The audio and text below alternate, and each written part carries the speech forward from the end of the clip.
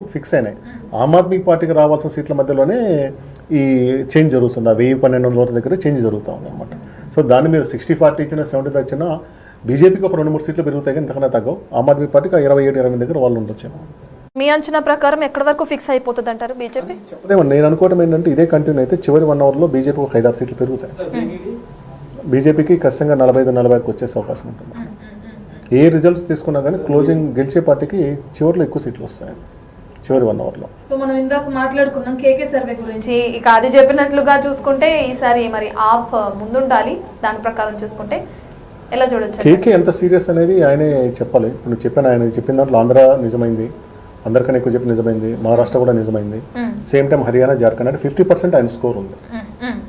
ఆయన 2019లో ఆయన చెప్పాను, 2019లో వైసీపీ గెలుస్తుందని చెప్పింది కానీ ఆయన చెప్పిన 150 అనేది ఎక్కడ లేదు. సో ఆయన ఇంకా జనసేనకు 10 సీట్లు వస్తే 10% ఓటు అది మాత్రం రికార్డులలో ఉంది. సో ఎంత సీరియస్ అనేది ఎన్నికల తర్వాత మనకు తెలుస్తుంటుంది. ఎక్కువగా ఫోకస్ చేసిన విషయాలు ఏది బీజేపీకి కలిసి వచ్చిందని అంటారు సార్ ఫైనల్ గా? బీజేపీ పొలిటికల్ స్ట్రాటజీ, 2 ఉచిత హామీలు. ఉచిత హామీలు లేకుంటే ఈ నెంబర్ నిలబడేది కాదని ఖచ్చితంగా. మరి అధికారం చేపట్టిన తర్వాత ఉచిత హామీ వాళ్ళకున్న బడ్జెట్ పరిధి మేరకే చేస్తారు, మేము చేయలేమని చెప్తారు. అంటే నేనే ఢిల్లీలోనే ఉంటాను కాబట్టి నిధులు నా దగ్గర నుంచే మంజూరు అయ్యే అవకాశం ఎక్కువ కనిపిస్తున్నట్టు నరేంద్ర మోడీ ప్రతి రాష్ట్రంలో చెప్తారు, నన్నే సీఎం అనుకోండి అని చెప్తారు. ఆయన ప్రతి చోట చెప్తారు. అట్లా ఏముండదు. అది అయితే కామన్ మ్యాన్కి ఇప్పుడు ఉన్నాయి కంటిన్యూ అవుతుంది. దీనికి అడిషనల్గా 1-2 వచ్చినా వాళ్ళు సాటిస్ఫై అవుతారు. మీరు 10 చెప్పి నాకు 10 చేయలేదు అనుకోరు. నాకు ఇప్పుడు ఉన్నది కంటిన్యూ అయ్యి దానిపైన 1-2 అదనంగా వచ్చినా కానీ కామన్ మ్యాన్ సాటిస్ఫై అవుతారు. అందుకే మీరు పథకాలు అమలు చేయకపోవడం వల్ల ఓడిపోయింది అనేది ఎప్పుడు కనపడదు. నేను పూర్తిగా అమలు చేశామని ఎవరైనా చెప్పినా కానీ అది కూడా సత్యం కాదండి. ఇది అమలు చేయడం సాధ్యం కాదు. మనకున్న ఆర్థిక పరిస్థితులు ఏ రాష్ట్రమైనా పరిస్థితి బాగాలేదు. సామాన్యుడు కోరుకునేది ఏంటంటే నాకు నికరంగా ఈరోజు నా పరిస్థితి అంటే నేను ఎంత సంపాదించుకుంటున్నాను, మా సంవత్సరం చివరికి నాకు ఎంత మిగులుతుంది, అప్పుల్లో ఉన్నాను లాభాల్లో ఉన్నాను, అది కంటిన్యూ అయ్యి వీలైతే కొంచెం ప్లస్లో ఉంటే కానీ వాడు సాటిస్ఫై అయిపోతాడు. అంతేగాని మొత్తం నువ్వు నాకు 10 చెప్పు 7 చేసావు 3 చేయలేదు నీకు వ్యతిరేకంగా వేస్తాను అనుకోను. ఉన్నదానికన్నా కొంచెం ఇంప్రూవ్ అయ్యానా లేదా అంతవరకు చూసుకుంటాడు. దీని ప్రకారం చూస్తే ఒకవేళ ఓటమి పాలైతే కేజ్రీవాల్, దాని తర్వాత ఆయన రాజకీయ ప్రస్థానం ఏ విధంగా ఉండే అవకాశం కనిపిస్తుంది? అది ఇంట్రెస్టింగ్ అండి. ఆయన ఏం చేస్తారు? ఫస్ట్ ఆయన ఇండియా బ్లాక్ దగ్గరికి వెళ్తారా లేక ఆయన ఒక్కడే నిలబడతాడని చూడాలి. ఆయనకు అతిపెద్ద ఛాలెంజ్ మనం మొదటి నుంచి చెప్తున్నట్టు ఢిల్లీ కాదు పంజాబ్లో ప్రభుత్వాన్ని కాపాడుకుని అతి ముఖ్యమైన పంజాబ్లో ఆ పార్టీ గెలిచింది కానీ గెలిచిన వాళ్ళందరి మీద కేజ్రీవాల్ పట్టు తక్కువ. పార్టీ వాళ్ళు గెలిచారు కానీ కేజ్రీవాల్ అభిమానులు కానీ ఆయన ఆయన రాజకీయ జీవితం గట్టిగా 11-12 ఏళ్ళు అంతే. సో ఆయన దగ్గర ఏమంటారు ఒక 30-40 వేలు ఆయనతో లాయలిస్ట్గా ఉన్న ఎవరు లేరు. ఎంతమంది ఉంటారు పోతారు అనేది చూసుకోవాలండి. ప్లస్ అక్కడ మాన్కి వ్యతిరేకంగా ఆల్రెడీ అసంతృప్తి చాలా మంది సీనియర్స్ ఉన్నారు అక్కడ. వేరు పార్టీల నుంచి వచ్చి అంటే 5-6 సార్లు ఎమ్మెల్యేలు అయ్యి ఆ పార్టీలోకి వచ్చి మళ్ళీ గెలిచిన వాళ్ళు ఉన్నారు. దాన్ని కాపాడుకోవాలి. మనం మళ్ళీ అప్డేట్ చూస్తున్నాం. మళ్ళీ కేజ్రీవాల్ వెనకబడ్డారు. 255 సుమారు అటు ఇటుగా 6వ రౌండ్ తర్వాత కేజ్రీవాల్ వెనకంచులో ఉన్నారని మళ్ళీ చూస్తున్నాం. సో ఇప్పుడు 225 వెనుకున్నారు. ఇంతకుముందు 163 ముందున్నారు. అంటే 163 పోవాలంటే దాదాపు 366. దాని మనిషి ఎంత ఎనికిపోయి దాదాపు 750 దాకా ఆయన ఎనికి వచ్చేసాడు కదా. అంత రౌండ్కి మారుతుంది. It's not so easy. చివరికి ఆయన అసలు గెలవనిస్తారా లేదో కూడా చూడాలి. చివరి రౌండ్లో ఆయన ఒక 200-300 లీడ్లో ఉన్నారు అనుకోండి. మీకు పోలింగ్ బూత్ మేనేజ్మెంట్ వేరే ఉంటుంది, కౌంటింగ్ రోజులు కూడా వేరే జరుగుతుంది. అది కూడా అవుతుందో లేదో చూడాలి. మీ ఉద్దేశ ప్రకారం ఎలా ఉంటుంది అనుకుంటున్నారు కేజ్రీవాల్కి సంబంధించి? అట్లీస్ట్ గెలిచే అవకాశం ఉందంటారా? చెప్పలేమండి. ఎందుకంటే మీకు రౌండ్కి అది మారుతూ ఉన్నప్పుడు ప్లస్ ఆ మార్జిన్లు కూడా 300-400 మారుతున్నాయి కాబట్టి చివరి రౌండ్ వరకు అవ్వదు. లేదా ఏదో ఒక రౌండ్లో ఆయన కనుక 1000 ఓట్ల మెజార్టీ కనుక వస్తే లీడ్కి వస్తే అది నిలబడుతుంది అనుకోవాలి. 200 ఈవెన్ 1000 కూడా నిలబడదు. కాకుంటే ఆయన కన్సిస్టెంట్గా పోటాపోటీకి వస్తున్నాడు కాబట్టి 1000-1200 వచ్చి నిలబడుతుందేమో అనుకోవాలి. సీఎం అభ్యర్థి ఎవరు అనేది ప్రకటించకుండానే మోదీ గెలుపుకి ముందంజలో ఉన్నారు అని అన్నది కూడా మనం చూస్తున్నాం. అంటే బీజేపీ ఎక్కడ ఏ రాష్ట్రంలో కూడా సీఎం అభ్యర్థిని ప్రకటించదు. వాళ్ళు చెప్తారు మాకు అవసరం లేదు అని చెప్తారు. కాంగ్రెస్ పార్టీ కూడా చాలా సార్లు ప్రకటించారు. కొన్ని చోట్ల అనివార్యంగా ప్రకటిస్తుంది చెప్తే ప్రకటించారు. జాతీయ పార్టీలు జాతీయ నాయకత్వాన్ని చూసి వేయాలనుకుంటారు కానీ లోకల్ నాయకత్వాన్ని ఎంకరేజ్ చేయరు. లోకల్ నాయకత్వాన్ని చూసి ఓట్లు వేయించారు. కాబట్టి ఆ సీఎం అభ్యర్థి అనేది పెద్ద సమస్య కానే కాదండి వాళ్ళకి. ఒకవేళ అనౌన్స్ చేస్తే ఎవరి పేర్లు అనౌన్స్ చేసే అవకాశం? అది చెప్పలేమండి. ఎందుకంటే ఎంపీలలో ఉన్న వాళ్ళు వస్తారని అనుకుంటున్నాను. స్థానికంగా ఉన్న నాయకులు అయితే అంత పెద్దవాళ్ళు గట్టి వాళ్ళు ఎవరు లేరు.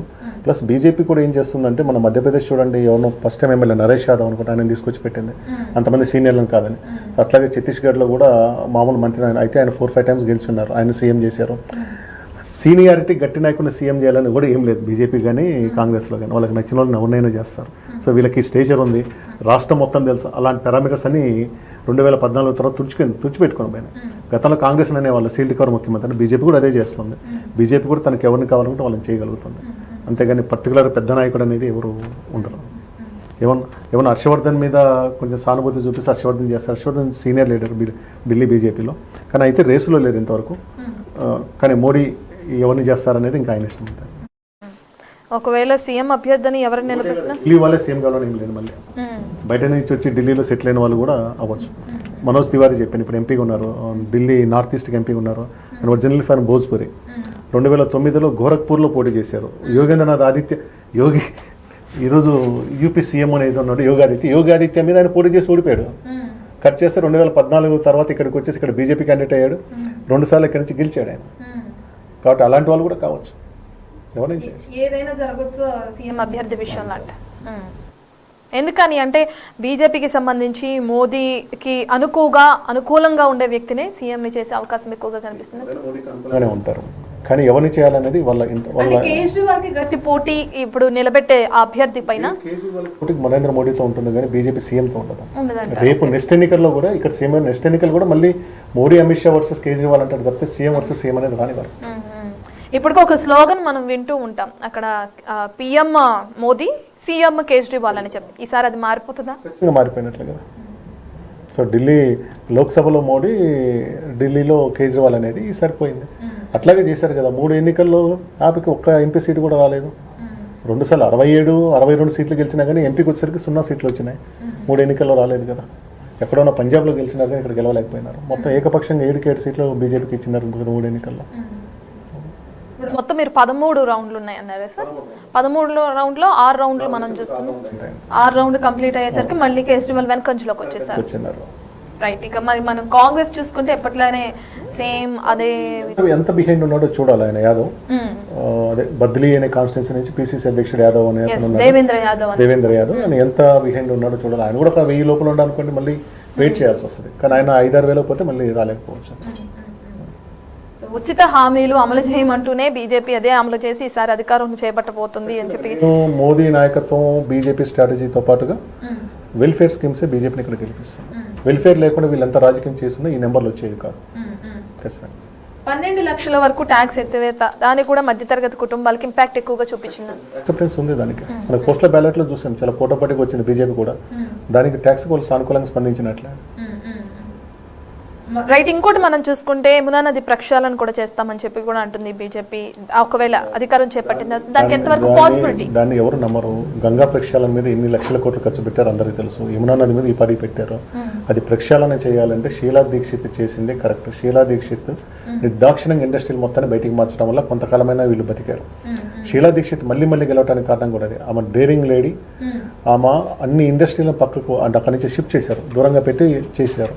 అలాంటి కరేజ్ ఫస్ట్ ప్రక్షాళన చేయాలంటే నదిని ప్రక్షాళన చేయకూడదండి. ముందు నదిలోకి వెళ్ళే కాలుష్యాన్ని ఆపాలి. ఫస్ట్ నదిలోకి వెళ్ళే కాలుష్యాన్ని ఆపితే నదిలో పాటు ఉండకపోతే అప్పుడు క్లీన్ చేసుకోవచ్చు. నదిలోకి వెళ్ళే పరిశ్రమల వ్యర్థాలన్నింటిని ఆపకుండా, పరిశ్రమలు తరలించకుండా మీరు ఎంత క్లీన్ చేసి ఏం లాభం? ఈరోజు క్లీన్ చేస్తారు, రేపు దానికి మళ్ళీ ఆ ఫ్యాక్టరీలో నుంచి వచ్చి మురుగు వచ్చి చేరుతూ ఉంటుంది కదా. అది ఢిల్లీకి సాధ్యమైందని అనుకోను. ప్లస్ ఢిల్లీకి ఉన్న పొగమంచు కానీ లేదంటే ఆ సమ్మర్లో వచ్చే హీట్ వేవ్ వీళ్ళంతా సమస్య. ఢిల్లీ వాళ్ళకి అది ఎప్పటికీ సమస్య. దాన్ని ఒకళ్ళు మార్చగలిగేది కాదు. ఢిల్లీ సమస్య పరిష్కారం ఢిల్లీ చుట్టూ ఉన్న రాష్ట్రాల్లో ఉంది, ఢిల్లీలో లేదు. పంజాబ్ రైతులు పొలాల్లో పొగ పెడితే ఇక్కడికి స్మోక్ వస్తుంది. హర్యానా రైతులు అక్కడ చేసిన యమునా నది వల్ల వస్తుంది. అవన్నీ కంట్రోల్ చేసుకుంటూ వస్తే కానీ ఢిల్లీలో పొల్యూషన్ ఆగదు. ఢిల్లీ సీఎం ఏం చేయలేడు దానికి. యమునా నది కాలుష్యం కూడా ఒక నెగిటివ్లో ఒక భాగం అయిపోయింది ఆప్కి అంటున్నారు. దాన్ని ఎలా చూడొచ్చు? ఖచ్చితంగా ఉంటుంది. అయితే కేజ్రీవాల్ కూడా దాన్ని టాక్ట్ఫుల్గానే కొట్టాడు. ఏమని అసలు యమునా నదిని వీళ్ళే కావాలని డెలిబరేట్గా చేస్తున్నారని కూడా చెప్పాడు. అంటే ఒకటి నేను ఏమంటానంటే వాళ్ళకి వస్తున్న 28, 29 25 వరకు వచ్చారనుకుందాం. ఆ సీట్లు చూసి కేజ్రీవాల్కి పూర్తిగా వ్యతిరేకంగా ఉన్నది ఏమీ లేదు. ఈ గెలుపు బీజేపీ గెలుపు.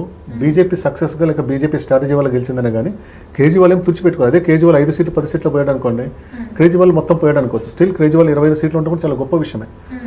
ఇలాంటి ఎన్నికల్లో కూడా మిగిలిన రాష్ట్రాలు అన్ని చోట్ల ఏ పార్టీ వచ్చినా వాషౌట్ అయిపోతుంది. కానీ అక్కడ అతను నిలబడ్డాడంటే అతను స్టిల్ ఈజ్ గుడ్ లీడర్. కొంత గ్రౌండ్ని హోల్డ్ చేసుకున్నాడు. ఎన్నికలు గెలవలేకపోవచ్చు, తుడిచిపెట్టుకుపోలేదు కదా. కాబట్టి ఒక నిదానం